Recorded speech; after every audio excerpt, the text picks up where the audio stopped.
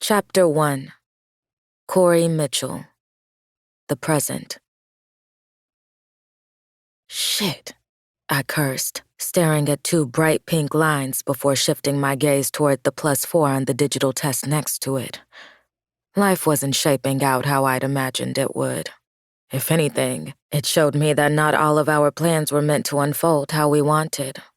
I was living proof of that. Pregnant. As I choked on my laughter, I slid the tests into my purse, washed my hands, and left the guest bathroom at my sister's place. There was no time to think about how my life was about to change, not with my cousin barreling at me the moment her watery eyes found mine in the sea of people, all dressed in dark clothing, milling about. "I'm so sorry, Couri," Nani cried, dramatically falling into my arms. "Auntie was the best. She'll be missed." I hummed and patted her back, my gaze fixated on the lingering side eyes of family and friends alike, waiting to repeat the exact words my cousin had.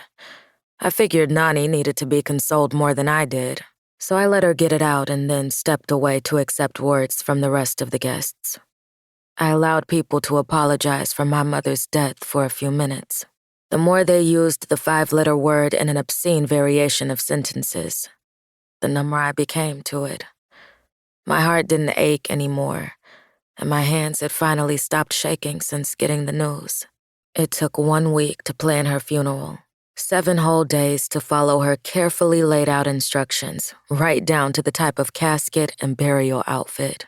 168 hours of trying to remind myself that we had been prepared for this outcome, that my mother had battled hard and fiercely until the very end.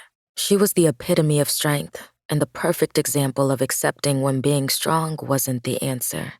My mother was the best, and I would never be the same without her. "Excuse me," I mumbled, pulling away from the man who had lived next door to us when I was a teen.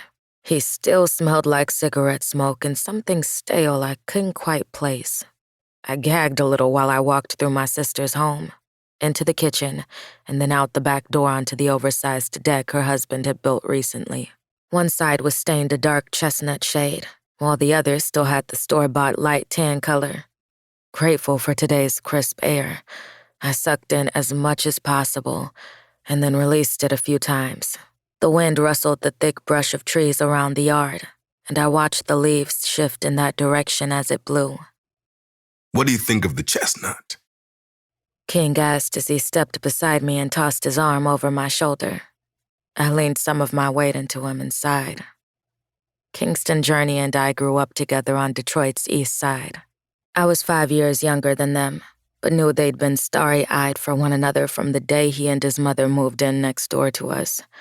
At some point during their time at Michigan State University, they'd made things official and married exactly 1 month after graduation. King was the best chosen big brother a girl could have asked for. I found a love for the game of basketball because of him. He'd been the guy who always bounced the ball around the neighborhood, even though he was a star wide receiver at one of the best high schools the Detroit public school system had to offer. Kingston had been all legs and arms back then, but these days he had bulked up while looking lean because of his height. "It's nice," I said, eyeing the stained wood again. "I'm sure Journey is ready for it to be done." "You know your sister." I nodded, my lips curling at her particular tastes and how he gave her everything she wanted, no questions asked. Their love was so beautiful. "You found her." Journey was on my other side before I could turn. Arms were around me right after. King held on to both of us, giving us the protection we needed to feel our emotions freely. I appreciated him deeply for always finding me important enough to protect as he did my sister. "We'll be okay," she whispered, her voice filled with the tears I knew were falling down her pretty face. Mine were stuck and viciously burning the back of my eyes, but at least I was feeling something, right? "Yeah," I murmured, "we will be."